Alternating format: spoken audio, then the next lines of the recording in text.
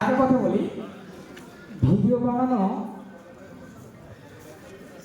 এটা আমি পেলাম, সবাই হাত তালি দিন, আমি পেলাম জোরে হাত তালি। আচ্ছা, কথা আছে না ভাই, যার বাড়িতে বসত করে তার মরেছে মা, আর তার কারণে না কাইলে থাকতে দেবে না।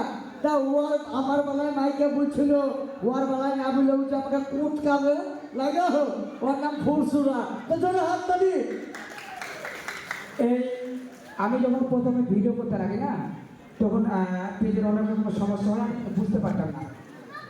এই জিনিসটা আমাকে বুঝিয়ে দিয়েছে একজন, কে জানেন? কমেডিয়ান সাইডি যে বীরযাত্রার বাড়ি বাপি। বাপি তুমি এখানে আসো তো বাপি, ভাই আমার কই বাপি? ও বাপিদা, বাপিদা ভাই, বাপি কোথায়? ও আমাকে বলেছিল যে ভাই, যে ভিডিওটা ভালো হবে সেটাও পোস্ট করো, যে ভিডিওটা তোমাকে নিজেকে খারাপ লাগবে সেটাও পোস্ট করো।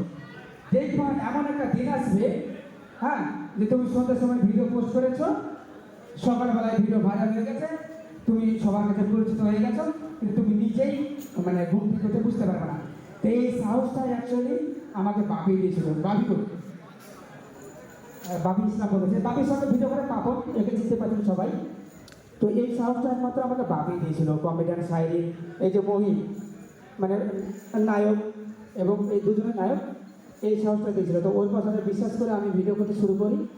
তো সত্যি ওপরবেলা ভালোবাসা, আপনাদের ভালোবাসায় অনেক ভালোবাসা হয়েছে। আজকে নিজের বউ কেন, নিজের ভাবিও আমাকে ফুলসুরা বলে, নিজের ভাইকেও আমাকে ফুলসুরা বলে। তো এটাই মানুষ দেখতে চাইতে করি, নিজেকেও ভালো লাগে না।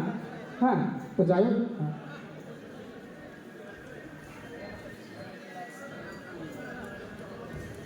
আচ্ছা যাই হোক, কমেডিয়ান সাইডে বাপিকে লিখেছিলাম, বাপি ছিল না, বাপি ইসলামপুর গেছিল।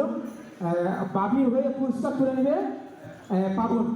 মমিন ভাই, মমিন ভাই, মমিন ভাই, বেলুন টাকা একজন ছিল না, এই মাত্র এলো। আমি বলবো তাদেরকে পুরস্কার তুলে দিতে। বেলুন টাকা, একটা মেডেল এবং ব্যাগ এবং একটা কাপ নিয়ে আসেন।